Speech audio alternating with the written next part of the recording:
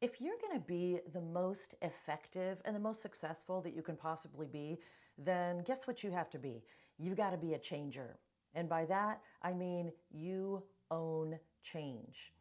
And that means that you don't just change when you're forced. You don't just change because someone's making you. You don't just change because, oh, circumstances are too intolerable and now you're just going to have to change. No, you're out in front of it. You own change. And history is dotted with successful people who have owned change. They have said, I am a changer, whether they use that word or not. That change became a part of who they were. Tiger Woods was famous for this, always changing his swing, not in order to win, because he wasn't winning, but he was already winning. He was on top, and he was always experimenting with, how can I take it further? How can I be better?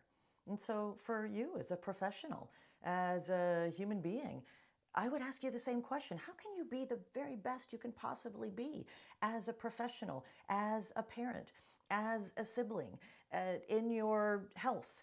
What are you doing to not just change when you're forced, but to be a changer? A great example of being a changer is Coco Gauff. If you follow tennis, if you watch the news, you know Coco Gauff is an American teenager who won, she's 19 and she won the US Open, the 2023 tennis US Open. And she's the first American teenager to do that since Serena Williams back in 1999. And looking at the aftermath of that win and how she won over Sabalenka, there were three things that happened in that match that made a huge difference in directing that win towards Coco Gauff and away from Sabalenka, so that Coco Gauff was the person who walked off with the trophy. And those three things are three of the top pieces of advice I would give you as a professional or you as a human being if you want to take what you're doing to the next level. And let's look at those three. First, when Coco Gauff won the tennis US Open in 2023, afterwards she said, I knew that I couldn't win this match the way I like to play. I knew I couldn't win this match the way I like to play. And I'm going to stop right there and say, how many times have you said that to yourself in your life? Because we all get into habits. We all get into patterns. And there's a way we like to play. There's how I like to organize my day. There's how I like to cook dinner. There's how I like to socialize on the weekends. There's how I like to approach a new project. Whatever it is, we all have ways that we like to do things. And the question you want to ask yourself, if you want to absolutely take your career to the nth degree that you can, is how's my way working? How's my way working for this? How's my way working for that?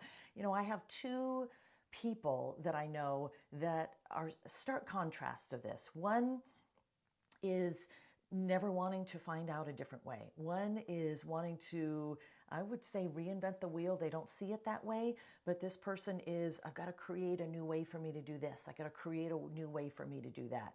Now, I am all for doing it in a way that feels personal, in a way that feels creatively fulfilling, whatever it is for you. But for example, organizing one's day, this person wants to organize their day in their own way. And guess what? They're not making progress in their career. You know who is making progress in their career is this other person.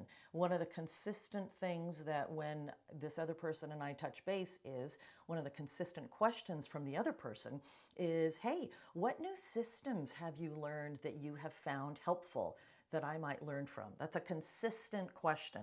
And so I send resources this person's way, and whereas I also send them the other person's way, and the other person says, so interesting, and they don't do anything with it.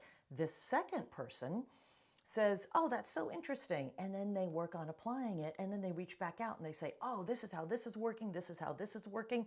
And I'm going to say the external career rewards of the second person are much greater, financially greater, as well as career fulfillment. I'm doing something that matters to me and I'm doing something that I love. Whereas the first person is still really stuck because they're not learning different ways. And so Coco Gauff says, I knew I couldn't win this match the way I like to play. Do you want to play the way you want to, or do you want to create something that's going to be amazing? And so you got to ask yourself that. And I would, of course, recommend that you free up your approach, you free up your mind, and you say, what are the better ways that I can learn to do things, to approach things, so that I can be more efficient, so that I can be more effective, and so that I can create greater things and climb higher mountains. Second, when Aryna Sabalenka lost the 2023 tennis US Women's Open to Coco Gauff, one of the things that she said afterwards was, you know, I started missing a lot of easy shots because I got over emotional. So if you are looking to grow your career to the next level, if you're looking to live the most effective life, you want to absolutely think about how, quote, you're managing your emotions. Because if we don't manage our emotions, we miss a lot of easy shots. There's a conversation we're going to have with our boss that should be, it should go well, but because I got emotional about something, I say something that I shouldn't have said, and now I'm in hot water with my boss, and now my chances of that next promotion just went down. Or I do the same thing with a family member and I damage a relationship with a family member. So getting over emotional when it matters is going to get you in trouble, and it's going to prevent you from reaching your career goals, your personal goals. So you want to look at, what are your stress management tactics when your buttons get pushed and somebody cuts you off in traffic, or somebody takes credit at work for something that you did, and those moments where you just feel reactive and like you want to react. Or at home for the third time, someone didn't take out the garbage and you just want to react and you just want to say something, and that something is not going to help your cause, no matter what your cause is. You want to be sure that you're able to have these self-management tactics in the moment so you don't miss an easy shot. You don't say something that you shouldn't say. You don't make decisions that are going to get you in trouble. So look at your emotional control, look at your emotional regulation, ask yourself if you like it, and if you don't, take some steps to increase that. Third, one of the things Aryna Sabalenka said when she lost the 2023 Women's Tennis US Open to Coco Gauff, she said, I lacked the necessary consistency.